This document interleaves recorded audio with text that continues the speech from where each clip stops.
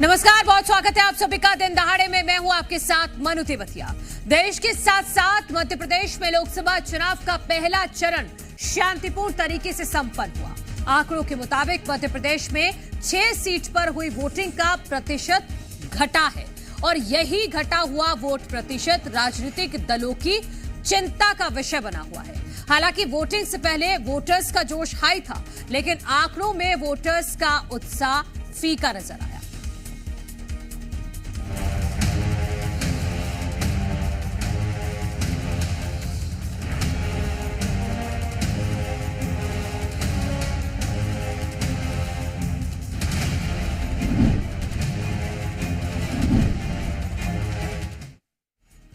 तो पहले फेज में वोटर्स ने राजनेताओं की किस्मत ईवीएम में कैद कर दी है। अब इंतजार है सिर्फ 4 जून का। मध्य प्रदेश में पहले चरण में इस बार 2019 के मुकाबले 8.15% कम वोटिंग हुई है, जो राजनेताओं के लिए चिंता का विषय बना हुआ है। मतदान किसके पक्ष में घटा, किसके पक्ष में बढ़ा, इसी का आकलन किया जा रहा है। पहले चरण की 6 सीट में शामिल सीधी लोकसभा में सबसे कम वोट डाले गए हैं, यानी 2019 के मुकाबले इस बार 13% मतदान कम हुआ है। जबकि इसके अलावा गिरावट छिंदवाड़ा में भी हुई है। छिंदवाड़ा में 3.72% वोट कम पड़े हैं 2019 के मुकाबले। इस बार वोट प्रतिशत क्यों घटा है, इसकी कोई ठोस वजह फिलहाल नजर नहीं आ रही, लेकिन राजनीतिक पंडित इसका जवाब ढूंढने में लगे हैं। क्या मौसम के असर ने वोटर्स के उत्साह को कम कर दिया, या फिर इस बार जागरूकता की कमी रही, या फिर वोटर्स को पसंद के प्रत्याशी नहीं मिले? ऐसी कई वजह हो सकती है, लेकिन कम मतदान की असली वजह सिर्फ वोटर्स के मन में छिपी है।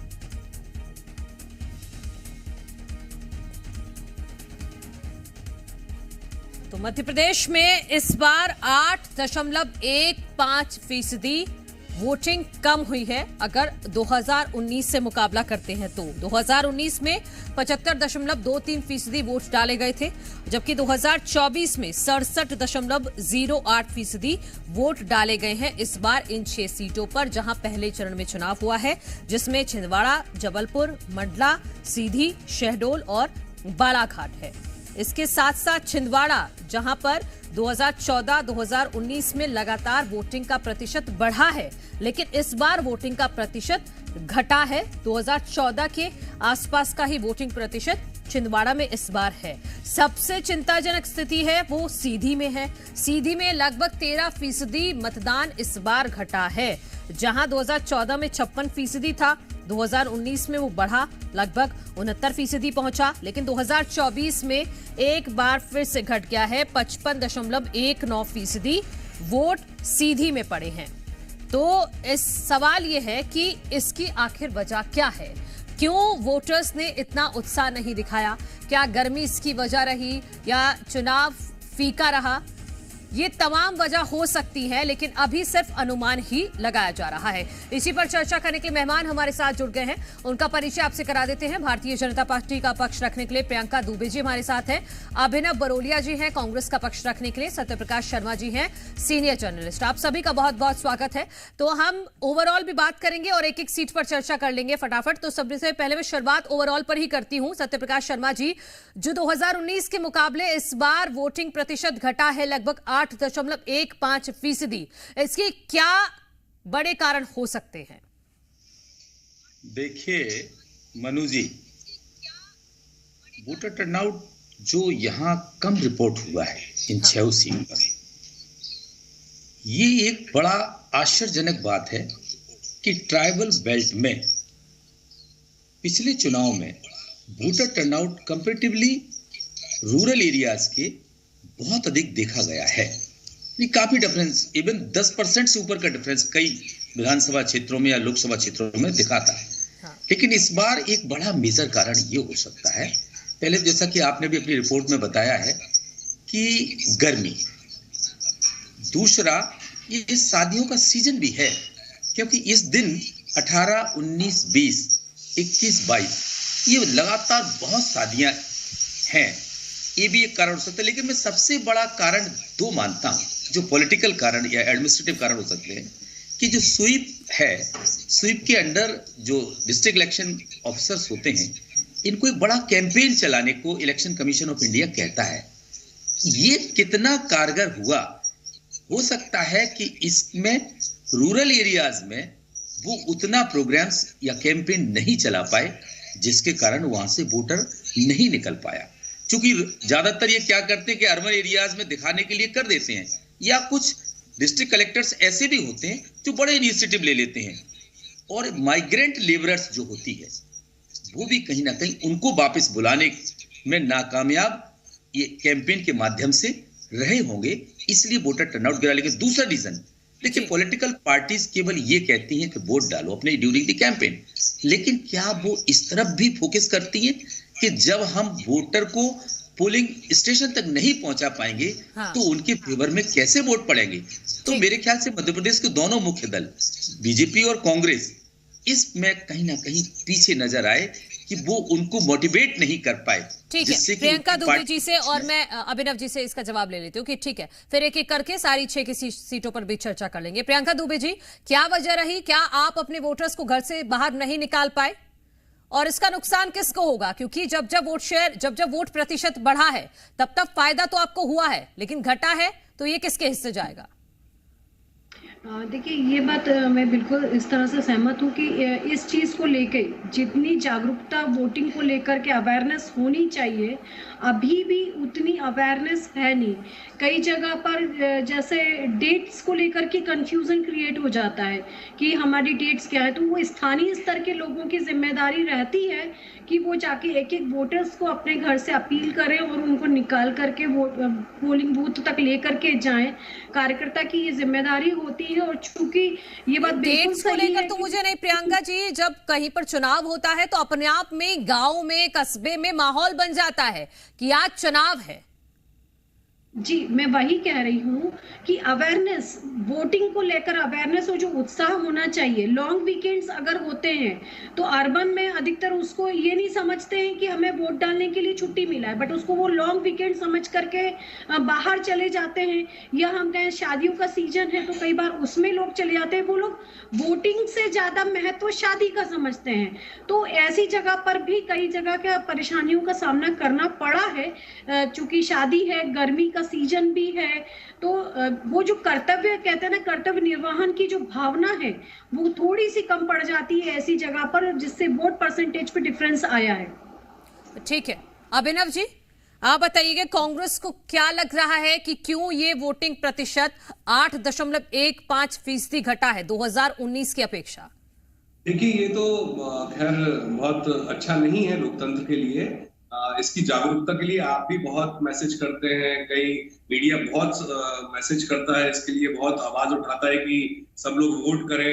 पार्टियां भी करती हैं, मेरी पार्टी हो, कांग्रेस हो, चाहे बीजेपी हो, चाहे अन्य कोई भी दल हो, सभी लोग कोशिश करते हैं कि वोटिंग ज्यादा से ज्यादा हो। हम लोग अपील भी करते हैं, अपील जारी करते हैं, लेकिन अगर ये वोट परसेंट कम हो रहा है तो ये कहीं ना कहीं इसके लिए एनालिसिस तो सभी लोग कर रहे हैं, आप लोग, हम लोग यहाँ बैठे हैं इसलिए, लेकिन मुझे ऐसा लग रहा है कहीं ना कहीं नाराजगी भी है। नाराजगी जो सरकार के प्रति दिखती है, तब ये उदासीनता के कारण भी वोटिंग परसेंट कम होता है। पहले लोगों में बहुत उत्साह था। मध्य प्रदेश में, अगर हम मध्य प्रदेश की बात करें 6 लोकसभा की, तो अगर ये वोटिंग कम हो रही है तो ये 3 महीने पहले जिस तरीके से ज्यादा वोटिंग हुई थी, अब वो कम क्यों हुई?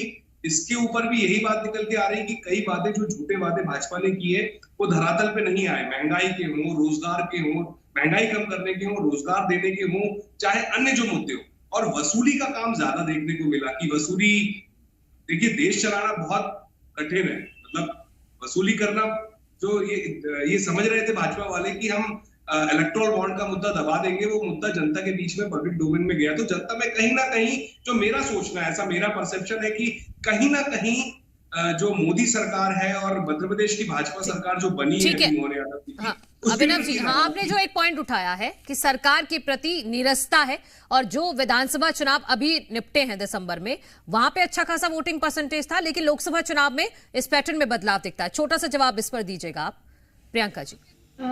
देखिए, नाराजगी की अगर बात होती है तो विधानसभा इलेक्शन में और अभी लोकसभा इलेक्शन में बहुत ज्यादा डिफरेंस नहीं हुआ है, जिसको हम कहें कि सरकार को लेकर नाराजगी। 163 का मैंडेट मिलना, लेकिन ये भूलना बेकार होगा कि वो ठंड के दिन थे। मौसम अनुकूल था, जिस प्रकार से बातें कर रहे हैं वैसी परिस्थितियां नहीं थी। बहुत सी चीजें क्लाइमेट इफेक्ट से भी आ गया, लॉन्ग वीकेंड से भी आ गया। और इसका मैं अगर एग्जांपल बोलूं, ठीक है, मैं सत्यप्रकाश जी से इस पे अपनी बात पूरी कीजिएगा, मुझे इस पे एक काउंटर लेना है, लेकिन सत्यप्रकाश जी से लूंगी। आप प्रियंका जी, आप अपनी बात पूरी कीजिएगा। जी, तो वही मैं कह रही हूँ कि इतना ज्यादा कोई बहुत डिफरेंस आया नहीं है जो अपन सरकार को लेके दोषी इस चीज को लेकर के बनाए। परंतु हाँ, वोट परसेंटेज कम हुआ है, ये सोचने का विषय है। और अभी आगे के जो चरण बाकी हैं उसमें हमें लगता है कि हम चीजें करनी है कि और बेहतर हो सके। हाँ, मुझे लगता है फिर पार्टियों की और ज्यादा जिम्मेदारी बन जाती है कि आप भी अपनी तरफ से लोगों से अपील कीजिए कि इस लोकतंत्र के महापर्व में हिस्सा लें। सत्यप्रकाश शर्मा जी, पहला सवाल, अब पहले छिंदवाड़ा से शुरुआत करते हैं, लेकिन मैं ये भी सवाल लूंगी क्योंकि गर्मी एक वजह अगर बताया जा रहा है तो आदिवासी बेल्ट में वोटिंग थी, और आदिवासी मुझे लगता है गर्मी से या किसी मौसम से घबराता नहीं है, तो वो फिर दूसरा कारण क्या है, क्यों नहीं निकले वोटर्स? और छिंदवाड़ा पर अगर बात करें तो छिंदवाड़ा में वोटिंग परसेंट घटना, ये किसकी चिंता बढ़ा रहा है?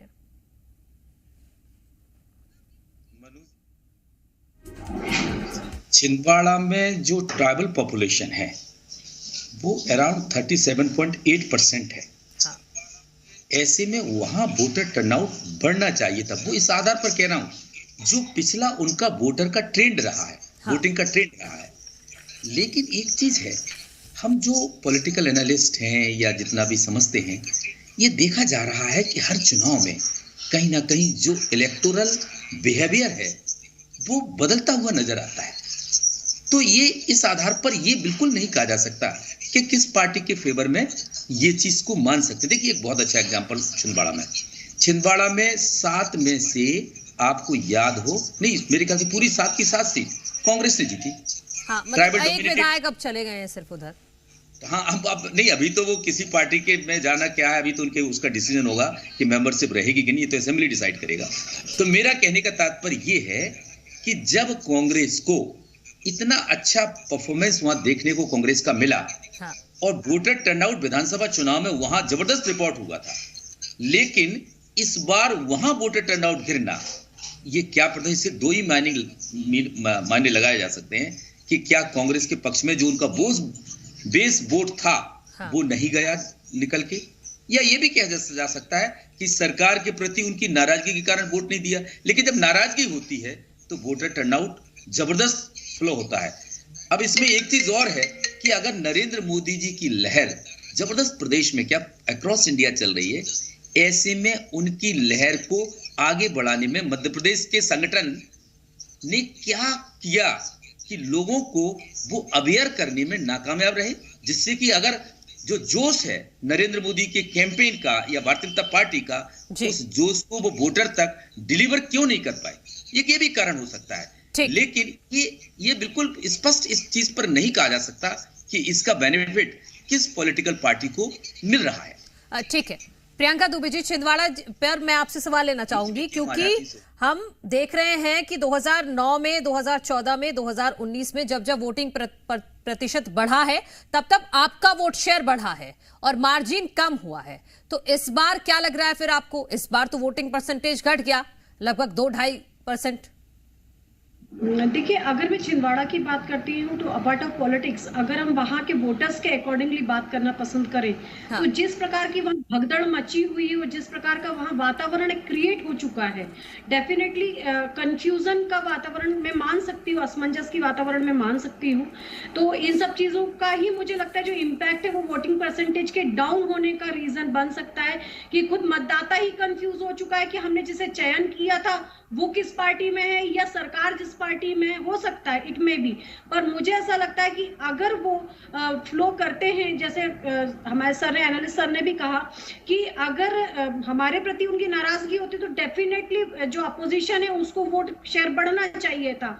लेकिन अगर वो उनके फेवर में थे फिर भी वोट डाले नहीं गए, तो ये थोड़ा सा एक एनालिसिस का विषय हो गया है कि मतदाता क्या चाहता है। ठीक है, अभिनव जी, क्या छिंदवाड़ा की जनता ने छिंदवाड़ा का चुनाव फंसा दिया है? कहीं भी नहीं है मैडम। ऐसा आपने कल देखा होगा विक्रम महाके जी जिस तरीके से आपने सभी ने देखा होगा, आप लोग को भी मालूम होगा कि जब वीडियो उनका आया तो कितना दर्द भरा उनका वीडियो था, डरे हुए थे, घबराए हुए थे कि अब जो होगा देखा जाएगा। मैं तो मतलब एक दबाव जो बना रखा है भाजपा ने, वो आदिवासी वर्ग भी समझ रहा है, हर वर्ग समझ रहा है कि इस देश में चल क्या रहा है। वसूली गैंग की तरह, पूरा अड़ीबाजी की तरह काम कर रही है भाजपा। तो जनता के बीच में ये मैसेज जा चुका है और आप साफ साफ देखेंगे कि जब रिजल्ट आएगा तो आप खुद ये बोलेंगे कि भाजपा ने जिस तरीके से चुनाव लड़ा है, उस तरीके से दादागिरी, गुंडागर्दी, तानाशाही इस देश में नहीं चल सकती। इस देश में मुद्दे चलते हैं। ठीक है, आपने खूब मोदी जी के नाम पर जिस तरीके से झूठे वादे थे, 2 करोड़ रोजगार के, 15-15 लाख आएंगे, ये बातों से भी अब जनता बोर हो चुकी है। जनता को अपना आगे का भविष्य दिख रहा है, उस आगे के भविष्य को देखते हुए। ठीक है, मतलब आप कह रहे हैं कि छिंदवाड़ा की जनता ने जितना भी वोट किया है वो आप ही के पक्ष में किया है। ठीक है, मैं नकुलनाथ जी को, ठीक है प्रियंका जी एक मिनट, क्योंकि दूसरी महत्वपूर्ण सीट मंडला भी हो जाती है। मैं सब सीटों पर चर्चा नहीं कर पाऊंगी क्योंकि वक्त की कमी है, लेकिन सत्यप्रकाश जी, क्या मंडला में 2009 की तरह चुनाव फंसा है? क्योंकि 5% वोट यहां भी घटा है। देखिए, मंडला की मैं फिर जैसा कि आपने मनु जी कहा था अभी कि जो ट्राइबल वोटर्स हैं, हाँ, उनको मौसम का प्रभाव कम देखने को आया है किसी भी चुनाव में। उन्होंने जबरदस्त बढ़ चढ़ कर भाग लिया। देखो, ये माना जाता है कि जो एजुकेटेड लोग हैं वो ज्यादा अच्छा लोकतंत्र को समझते हैं, लेकिन मैं तो ये मान के चलता हूं कि जो जमीन से जुड़े हैं, जो भारत की भूमि से जुड़े हैं, वो ज्यादा बेहतर समझते हैं। लेकिन 57% ट्राइबल पॉपुलेशन होने के बावजूद भी पूरी मंडला कॉन्स्टिट्यूंसी में वहां पर 5% डिक्लाइन जो दिख रहा है, वो क्या प्रदर्शित करता है कि क्या उसने रूलिंग पार्टी के अगेंस्ट वोट के होने के कारण नहीं दिया, या फिर कांग्रेस का, मैं बार बार कह रहा हूं कि कांग्रेस का ये वोट मजबूत वोट माना जाता है। जैसा कि आपने देखा पिछले विधानसभा चुनाव में यही फग्गन सिंह कुलस्ते वहां चुनाव हार गए, वोटर टर्नआउट अधिक था। यानी कि वोटर टर्नआउट जब अधिक हुआ तो भारतीय जनता पार्टी को नुकसान हुआ। तो मैं यानी कि कहा यह जा सकता है कि वहां जबरदस्त जो आदिवासी वोट है वो जाकर वोट डालने गया। इस बार अगर वहां डिक्लाइन दिख रहा है तो आदिवासियों को जो पॉलिटिकल पार्टी, क्या कांग्रेस कह लें या बीजेपी कह लें, वोट पोलिंग स्टेशन तक पहुंचाने में। जवाब सीधी पर भी, क्योंकि सीधी में तो जबरदस्त फॉल है, लगभग 13% का। सीधी में क्या वजह है? देखिए, सीधी क्या है, एक मिक्स्ड वहां का एनवायरमेंट है। देखिए, वहां का जो आदिवासी भी है वहां, लेकिन वहां पर दूसरी कम्युनिटीज भी हैं और इसीलिए वो अनरिजर्व सीट है। तो ये सीधी में जो टर्नआउट है उसके पीछे कहीं ना कहीं जो अपर कास्ट के लोग हैं, यानी कि दोनों कैंडिडेट, एक ओबीसी से है, एक ब्राह्मण है, हाँ। तो ऐसे में ये लोग कहीं ना कहीं अपनी कम्युनिटी के लिए वोट डालने के लिए दौड़े, या यूं कहें कि पॉलिटिकल पार्टीज वहां उनको डलवाने में कामयाब रही। लेकिन इसके आधार पर वहां ये तो बिल्कुल नहीं कहा जा सकता कि कौन सी पार्टी आगे है। लेकिन जो रिपोर्ट्स ठीक है, छोटा छोटा रिएक्शन अभिनव जी और प्रियंका जी, आपसे भी। प्रियंका उस पे मंडला पे और सीधी पर, अभिनव जी, क्या फंस गया है चुनाव मंडला में भी 2009 की तरह? देखिए, मंडला में जिस तरीके से ओमकार मरकाम जी अभी वर्तमान में विधानसभा में हारे थे, उससे भी बड़ी हार मंडला में उनको मिलने जा रही, क्योंकि ओमकार मरकाम जी को वहां का जो बच्चा कह लें, सभी लोग बहुत प्रेम और प्यार करते हैं। आप जोश में गलत बोल गए। फग्गन सिंह कुलस्ते आपको बोलना था, आपने ओमकार सिंह मरकाम बोल दिया है। प्रियंका दुबे जी, लास्ट कमेंट बस आपका। ठीक है, जबान कभी भी ठीक है, कोई बात नहीं, मैंने करेक्ट कर दिया उसको। प्रियंका दुबे जी, बस लास्ट कमेंट। कैंडिडेट हमारे ओमकार मरकाम जी हैं, तो ओमकार मरकाम जी को बच्चा प्यार करता है। ठीक है अभिनव जी, माफी के साथ आपको रोक रही हूँ, वक्त की कमी है। प्रियंका दुबे जी, बस 30 सेकंड में लास्ट कमेंट।